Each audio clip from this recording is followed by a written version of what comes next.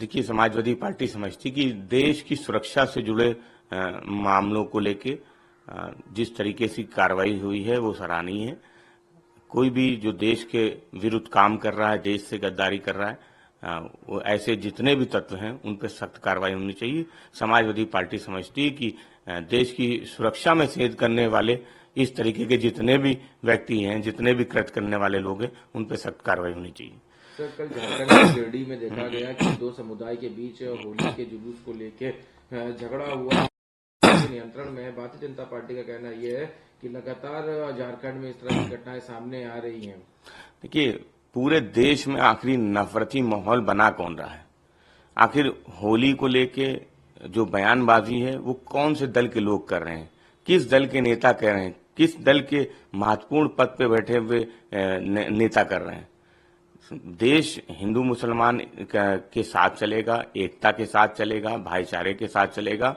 देश का हिंदू मुसलमान वो हमेशा मिलजुल के होली, ईद और अन्य त्योहार मनाता आया है, आगे भी मनाता रहेगा। भारतीय जनता पार्टी की नफरत की राजनीति वो चलने वाली नहीं है। झारखंड में जरूर एक घटना सामने आई है, लेकिन समाजवादी पार्टी समझती है वहां पे एक जिम्मेदार सरकार है, वो शांति बहाल करने के लिए कदम जरूर उठाएगी। एक और सवाल है, ने कहा कि वो आरएसएस को इसी तरह से एक्सपोज करते रहेंगे। एक इवेंट के दौरान उन्होंने बयान दिया था जिसके बाद उनको आरएसएस और कई कार्यकर्ताओं ने घेरा भी था केरल में, और उसमें उन्होंने कहा कि यहाँ पे यहाँ के माहौल में भी अगर मुझ पर हमला करने का प्रयास किया जा रहा है तो किस तरह से कहां तक चीजें पहुंची, लेकिन मैं इसी तरह से इन लोगों को एक्सपोज करने का काम करूंगा।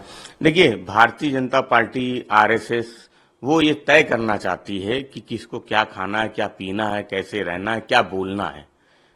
देश बाबा साहब के संविधान से चलेगा और संविधान ने अभिव्यक्ति की आजादी दी है, लेकिन भारतीय जनता पार्टी और आरएसएस को ये पसंद नहीं है कि उनकी विचारधारा के खिलाफ कोई बयान दे।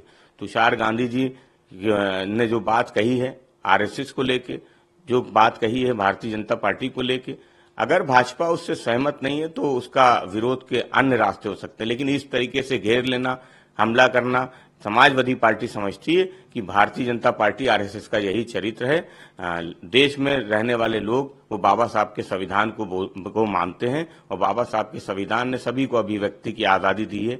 बोलने पे प्रतिबंध लगाने का प्रयास भारतीय जनता पार्टी या आरएसएस का वो सफल होने वाला नहीं है।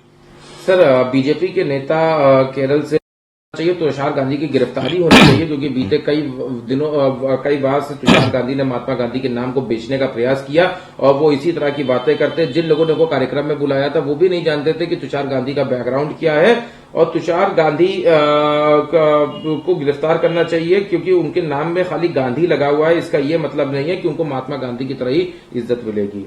देखिए, सवाल ये है कि कोई व्यक्ति, उसके अपने विचार हैं, वो अगर कोई विचार व्यक्त करता है, आप उससे सहमत नहीं हैं, तो आपको ये अधिकार नहीं है कि आप उस व्यक्ति को घेर ले या कानून को हाथ लेने का प्रयास करें।